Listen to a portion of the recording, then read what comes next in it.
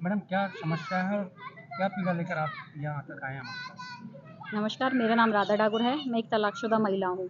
मेरा मामला मेरे मकान को लेकर है। मैंने मकान मेरा 2021 में मेरी नानी शारदा देवी से खरीद लिया था, जिसका विक्रयनामा मेरे पास है। मैंने उसकी पट्टे की फ़ाइल नगर परिषद में भी लगा रखी है, लेकिन एक बार मेरी भाभी ने उसी फ़ाइल में से कागज़ चोरी करके 420 के कागज़ तैयार कराए हैं, जिनके खिलाफ मैंने मुकदमा कोर्ट में कर रखा है। फिर उसी फ़ाइल में से शारदा देवी ने दोबारा पट्टे की फ़ाइल पेश की है और उनको पट्टा मिल गया है। उस पट्टे से पहले ही मैंने कोर्ट से उसमें स्टे भी ले रखा है, लेकिन स्टे लेने के बावजूद भी उन लोगों ने, नगर परिषद के हरिमोहन सिराज और एसडीएम हेमराज गुर्जर जी ने पट्टा जारी कर दिया है। मेरी समस्या इसलिए मैं कोर्ट में लड़ रही हूँ, उसके खिलाफ मुझे इंसाफ नहीं मिल पा रहा है। जैसे आपने बताया कि पट्टा उन्होंने करवा लिया है, तो आपका जो विक्रयनामा जो खरीदा आपने मकान, तो पहले खरीदा जी। तो कोर्ट में जो मामला चल रहा है मकान का, तो कोर्ट के मामले से पहले पट्टा बना या बाद में?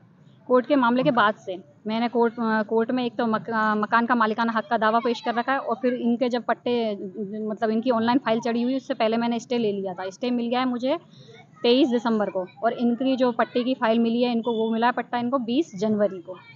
बीच में ये हुआ जैसे न्यायालय के आदेशों की अवेलना हुई है। मैडम ने खास इसमें रीना, रवि, शारदा और नगर परिषद चारों को पाबंद किया गया था। जो पट्टे के जो स्टे के पेपर हैं, उनमें इन चारों को पाबंद किया गया है। पाबंद करने के बावजूद भी इन लोगों ने पट्टा जारी कर दिया है शारदा मकान देवी के नाम। शुरुआती में इससे खरीदा था शारदा देवी से। अच्छा, पापा आपके क्या करते हैं? पापा रेलवे से रिटायर हैं। उन्होंने अपनी नौकरी बड़े भाई को 5 साल पहले वीआरएस लेके अपने मेरे बड़े भाई को नौकरी दी है। वो आपके साथ रहते हैं? नहीं, वो 2015। पापा मेरे साथ रहते हैं। पापा साथ में रहते हैं? पापा मेरे साथ रहते हैं। ये शारदा देवी कौन थी? ये मेरी नानी है। नानी? जी। उनसे खरीदा था? जी। नानी है अभी? हाँ, नानी है अभी। तो नानी क्या कहती है? नानी अभी भाई के साथ मिलकर मेरे ही मकान को मुझसे वापस हड़पने की साजिश चल रही है। अरे पहले बेच दिया, पहले बेच दिया, अब दोबारा उसमें भी एक 2015 में एक बार मेरे को, तो 2021 का उसमें जो भाभी ने पेपर लगाए वो 2015 के स्टाम्प में लगा के, और 2015 में उनको भी बेचा है। और वो भी सारे नकली कागज़ हैं, जिनका मैंने आरटीआई से निकलवा लिया रिकॉर्ड, और डीआईजी स्टाम्प ऑफिस भरतपुर में जाके भी उनका रिकॉर्ड निकाल चुकी हूँ, जो सरासर नकली कागज़ हैं, नकली स्टाम्प बनाए गए हैं। पुलिस से मदद नहीं मांगी इस मामले को लेकर? जी सर, 420 का केस चल रहा है। उसकी तफ्तीश मुकेश कुंतल एएसआई हैं मंडी थाने में, उनके पास है। उन्होंने उस पर कोई कार्रवाई नहीं की है। वो सिर्फ मुझे ही डराते धमकाते हैं कि घर का मामला है, और इसके उसमें कि घर का मामला, राजीनामा कर लो नहीं तो ये हो जाएगा। मतलब मुझे ही डराता है। मेरे ही एब्सेंट में मेरे पापा को ज़बरदस्ती घर से उठा के ले जाते हैं, थाने में ले जाके बैठा देते हैं ज़बरदस्ती। मतलब इतना मेंटली प्रेशर दे रखा है पुलिस वालों ने कि उनसे कोई उम्मीद नहीं कि वो मेरे साथ कोई इंसाफ करेंगे। इस मामले को लेकर एसपी साहब से मिले कभी आप? हाँ, मैं 19 दिसंबर को मुकेश कुंतल की तफ्तीश चेंज कराने के लिए एसपी ऑफिस भी गई थी।